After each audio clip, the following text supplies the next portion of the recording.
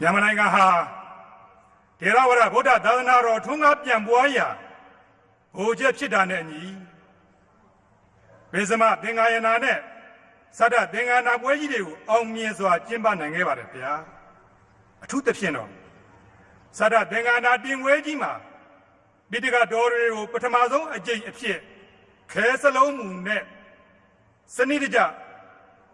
ပုံနှိပ်ထုတ်ဝေနိုင်ခဲ့တာဟာသာသနာသမိုင်းမှာထူးခြားတဲ့မှတ်တိုင်တစ်ခုဖြစ်ပါတယ်ခင်ဗျာဒီသုတေသနကိုလုပ်ရတာလဲဆိုလို့ရှိရင်အဓိကစိန်ခေါ်မှု၃ရပ်ရှိနေလို့ပါဗျာနံပါတ်၁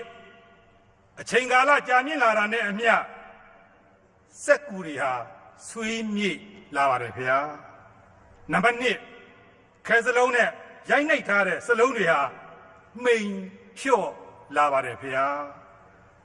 နံပါတ်3မူရင်းကျမ်းစာအုပ်တွေရှားပါ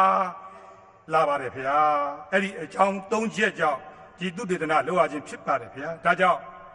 သာသနာအမွေနှစ်တွေတည်တတ်မှု21ရာစုဤပညာနဲ့ဂုဏ်ညူတာစလုံးမူ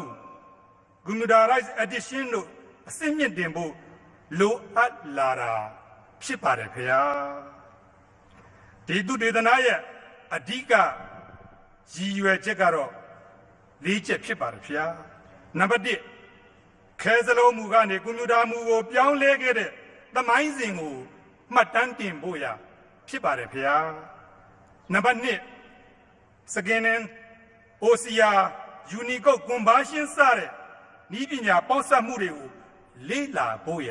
ဖြစ်ပါတယ်ခင်ဗျာနံပါတ်3ဘာနာပြုလုပ်ငန်းအတွက်ရရှိလာတဲ့အကျိုးကျေးဇူးတွေကိုစမ်းစစ်ဖို့နဲ့နံပါတ်4အနာဂတ်မှာအလားတူ